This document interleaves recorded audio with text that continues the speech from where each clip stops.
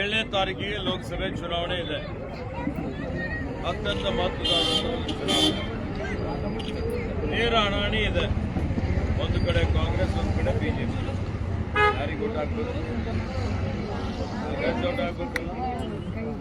ಈಗ 10 ತಿಂಗಳ ಕೆಳಗೆ ಬಿಜೆಪಿ ಸರ್ಕಾರ ಇದೆ. ಏನಾದರೂ ಕೊಡ್ತಾರೆ? ಕಾಂಗ್ರೆಸ್ ಸರ್ಕಾರ ಬಂದಾಗ ನಿಮ್ಮ ಸಲಕ್ಕೆ 5 ಗ್ಯಾರಂಟಿ ಮಾಡಿದೆ. ಒಂದನೇ ಗ್ಯಾರಂಟಿ ಗೃಹಲಕ್ಷ್ಮಿ ಯೋಜನೆ. ಗೃಹಲಕ್ಷ್ಮಿ ಯೋಜನೆ ಅಡಿಯಲ್ಲಿ ಪ್ರತಿಯೊಂದು ಮನೆಯ ಮಹಿಳಾ ಮುಖ್ಯಸ್ಥರಿಗೆ 2,000 ರೂಪಾಯಿ ಕೊಡಬೇಕು ಅಂತ ತೀರ್ಮಾನ ಮಾಡಿದ್ದೇವೆ. ಮತ್ತು 2,000 ರೂಪಾಯಿ ನಿಮ್ಮೆಲ್ಲರಿಗೆ ಸಿಗ್ತಾ ಇದೆ ಇಲ್ಲ? ಯಾರಿಗೆ ಸಿಗ್ಲತ್ತ? 2,000 ರೂಪಾಯಿ ಸಿಗ್ಲತ್ತವ? ಫ್ರೀ ಬಸ್ಸಿನ ಫ್ರೀ ಓಡಾಡ್ಲತ್ತೀರ? ಕರೆಂಟ್ ಫ್ರೀ ಆಗ್ಯದ? ಅನ್ನ ಭಾಗ್ಯದಾಗ ಒಂದೊಂದು ವ್ಯಕ್ತಿಗೆ ನಿಮ್ಮ ಮನ್ಯಾಗ ಒಬ್ಬನಿಗೆ 170 ರೂಪಾಯಿ ಸಿಗ್ತಾ ಇದಾವೆ. ನಿಮ್ಮ ಖಾತೆಯಲ್ಲಿ ಜಮಾ ಆಗ್ತಾ ಇದೆ ಇಲ್ಲ? ಯುವ ನಿಧಿ ಕಾರ್ಯಕ್ರಮದಲ್ಲಿ ನಿರುದ್ಯೋಗ ಭತ್ಯೆ ಅಂತ ಹೇಳಿ ಪದವಿ ಮಾಡಿದ ಯುವಕರಿಗೆ 6 ತಿಂಗಳವರೆಗೆ ಪದವಿ ಆದ್ಮೇಲೆ ಉದ್ಯೋಗ ಸಿಕ್ಕಿಲ್ಲ ಅಂದ್ರೆ 3,000 ರೂಪಾಯಿ ಅವ್ರ ಖಾತೆಯಲ್ಲಿ ಜಮಾ ಮಾಡ್ಲತ್ತಿದ್ದೆವು. ಮತ್ತೆ ಡಿಪ್ಲೊಮಾ ಮಾಡಿದವರಿಗೆ 1,500 ರೂಪಾಯಿ ಜಮಾ ಮಾಡ್ಲತ್ತಿದ್ದೆವು. ಈ ಎಲ್ಲಾ ಕಾರ್ಯಕ್ರಮಗಳಿಗಾಗಿ 55,000 ಕೋಟಿ ಬಜೆಟ್ ನಲ್ಲಿ ಇಕ್ಕಿದ್ದೇವೆ. ಬಿಜೆಪಿ ಏನೋ ಮಾಡಿತ್ತ ಇಂಥದ್ದು? ಮಾಡಿದ್ದೇನ್ರಿ? ಏನು ಮಾಡಿಲ್ಲ. ಜಾಬಿ ಕರ್ರೆ ಮಿಸ್ ಕರ್ರೆ. बीजेपी गरीबों का विरोधी पार्टी है, मालूम है? इसलिए अब फिर लोकसभा का चुनाव है. लोकसभा चुनाव में फिर हम अगर केंद्र में हमारा सरकार आने के बाद 5 नई गारंटी हमने घोषणा किया. क्या किया है? 5 नई गारंटी. गृहलक्ष्मी योजना जो हमने बनाया था, गृहलक्ष्मी महालक्ष्मी हो जाएगा. क्या हो गया? ಗೃಹಲಕ್ಷ್ಮಿ ಏನಾಗ್ತದೆ? ಮಹಾಲಕ್ಷ್ಮಿ. ಗೃಹಲಕ್ಷ್ಮಿ ಜೊತೆಯಲ್ಲಿ ಮತ್ತೆ ಮಹಾಲಕ್ಷ್ಮಿ. ಆ ಮಹಾಲಕ್ಷ್ಮಿ ಯೋಜನೆ ಅಡಿಯಲ್ಲಿ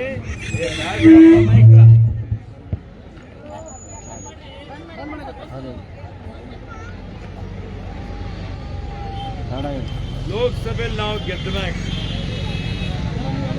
ಕಾಂಗ್ರೆಸ್ ಸರ್ಕಾರ ಮಾಡಿದ ಮ್ಯಾಗ ನಿಮಗೆ ಈಗೇನು 2,000 ಕೊಡ್ತೀವಲ್ಲ ತಿಂಗಳಿಗೆ? ವರ್ಷಿಗೆ ಎಷ್ಟಾಯ್ತವ? 24,000. ನಾವು ಮತ್ತೆ ತಿಂಗಳಿಗೆ 8,500, ವರ್ಷಿಗೆ 1,00,000 ರೂಪಾಯಿ ಕೊಡಬೇಕು ಅಂತ ತೀರ್ಮಾನ ಮಾಡಿ. 1,00,000 ಬೇಕಿಲ್ಲಮ್ಮ? 1,00,000 ರೂಪಾಯಿ ಬೇಕಾ ಎಲ್ಲರಿಗೆ? ಬೇಕಂದ್ರೆ ಯಾರಿಗೆ ಓಟ್ ಹಾಕ್ಬೇಕು? ಕಾಂಗ್ರೆಸ್ಗೆ ಓಟ್ ಹಾಕ್ಬೇಕಲ್ಲ. ಮತ್ತು ನಾವೇನ್ ಮಾಡಿದ್ವಿ, ಯುವಕರಿಗೆ ತರಬೇತಿ ಕೊಟ್ಟು ಅಪ್ರೆಂಟಿಸ್ಶಿಪ್ ಟ್ರೈನಿಂಗ್ ಕೊಡ್ತೀವಿ ಅಂತ ಹೇಳಿ ಅವ್ರಿಗೆ 1,00,000 ರೂಪಾಯಿ ಘೋಷಣೆ ಮಾಡಿದ್ದೇವೆ. ರೈತರ ಸಾಲ ಮನ್ನಾ ಮಾಡ್ತೀವಿ ಅಂತ ಹೇಳಿದ್ದೇವೆ. ರೈತರು ಬೆಳೆದಂತ ಬೆಳೆಗಳಿಗೆ ಇವತ್ತು ಕನಿಷ್ಠ ಬೆಂಬಲ ಬೆಲೆ ಘೋಷಣೆ ಮಾಡಲಿಕ್ಕೆ ಕಾಯ್ದೆ ಮಾಡ್ತೀವಿ ಅಂತ ಹೇಳಿದ್ದೇವೆ.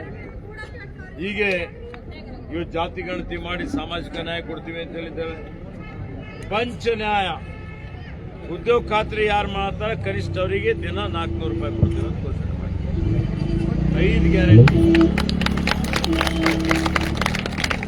ರಾಜ್ಯದ 5, ಕೇಂದ್ರದ 5. ಆ 5 ಗ್ಯಾರಂಟಿ ಯಾವಾಗ ಬರ್ತಾವ?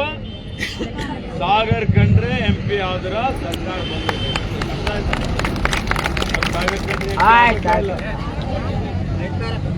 ನೀವೆಲ್ಲ 10 ವರ್ಷದಿಂದ ಬೀದರ್ ಜಿಲ್ಲೆ ಜನ ಭಗವಂತ ಕೃಪಾ ಓಟ್ ಕೊಟ್ಟಾರ. ಆಯ್ತಾ? ಏನ್ ಮಾಡ್ಯಾರ ಅವರು? ಏನ ಮಾಡ್ಯಾರ? ಬರೀ ಅಲ್ಲಿ ನೋಡಿರಂದಾರ ಸಬ್ ಬೋಲೈತೆ. ನೀವೆಲ್ಲ ಬಂದಿರಿ, ನಂದೇನು ಇದ್ದಿಲ್ಲ. ಆದ್ರೂ ನೀವು ಬಂದ ಟೆಂಪಲ್ ಅದು ಇದು ಹೇಳಿದ ನಾ ಮಾಡ್ಕೊಟ್ಟಿನಿ. ಮಾಡಿನೇ ಮಾಡಿಲ್ಲ? ನೀವೆಲ್ಲ ಬಂದಿರಲ್ಲ ನಮ್ಮಲ್ಲಿ. ನಂದೇನು ಕ್ಷೇತ್ರ ಇದ್ದಿಲ್ಲ. ಇದು ಏನವ ನನ್ನ ಹತ್ರ ಬಂದಿರಲ್ಲರು ಒಂದ ನಿಮ್ ಕೆಲಸ ಮಾಡಿನೇ ಇಲ್ಲ. ಯಾರು ನಿಮ್ ಕೆಲಸ ಮಾಡ್ತಾರ, ಯಾರು ನಿಮ್ ಸೇವೆ ಮಾಡ್ತಾರ, ಸೇವೆ ಮಾಡೋರಿಗೆ ಓಟ್ ಹಾಕ್ಬೇಕು, ಏನು ಮಾಡೋದ್ರಲ್ಲಿ ಓಟ್ ಹಾಕ್ಬೇಕು. ಅವ ಏನು ಮಾಡಿದ ಅವ್ನಿಗೆ ಶಿವನೇ ಹಾಕಿ ಏನ್ ಮಾಡ್ತೀರಿ? ಓಟ್ ಓಟ್ ಕೇಳಕ್ ಬಂದ್ರೆ ನೀ ಏನ್ ಮುಖ ತಗೊಂಡು ಓಟ್ ಕೇಳಕ್ ಬಂದಿದ್ಯಪ್ಪ ಅಂತ ಕೇಳ್ಬೇಕಲ್ಲ.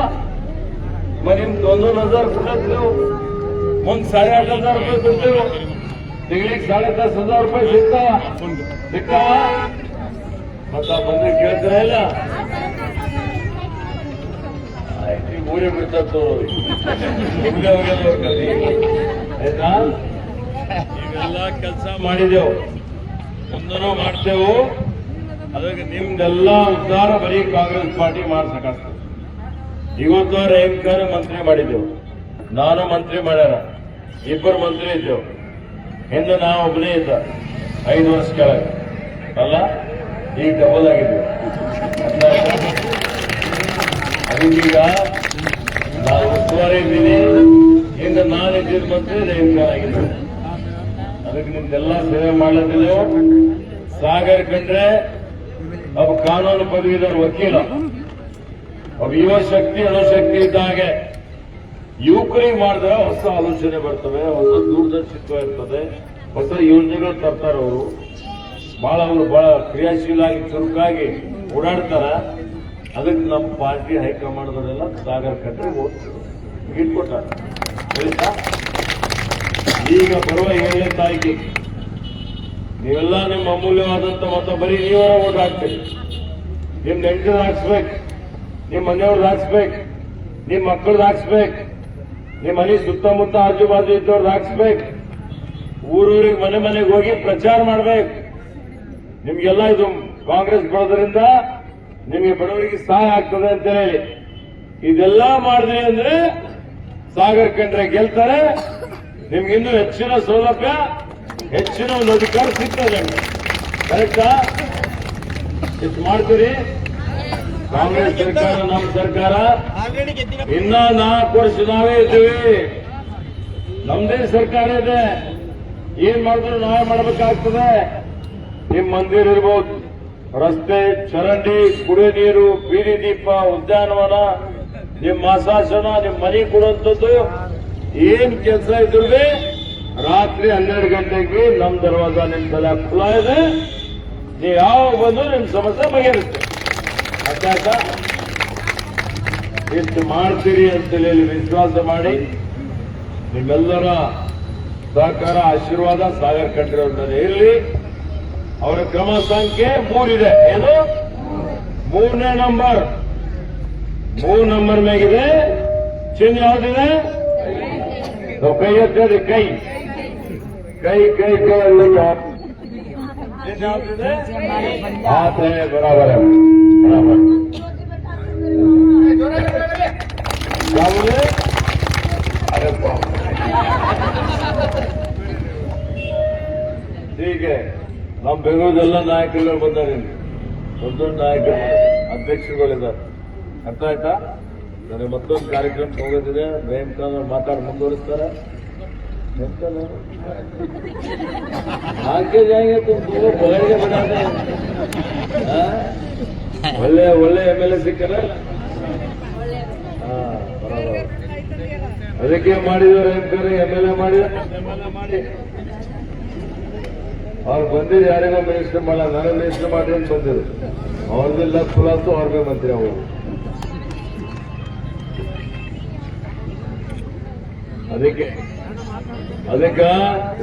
7ನೇ ತಾರೀಕಿಗೆ ಮುಂಜಾನೆ 7 ಗಂಟೆಗೆ ಚಾಲು ಆಯ್ತದ ಮತದಾನ.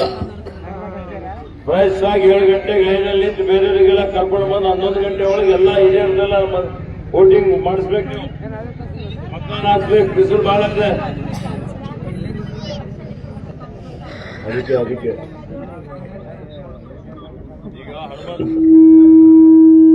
ಹನುಮಂತನ ಕ್ಷೇತ್ರದ ಹನುಮಂತನ 24 ಗಂಟೆ ನಮ್ಮ ಸೇವೆದಾಗಾರ ಅವರು.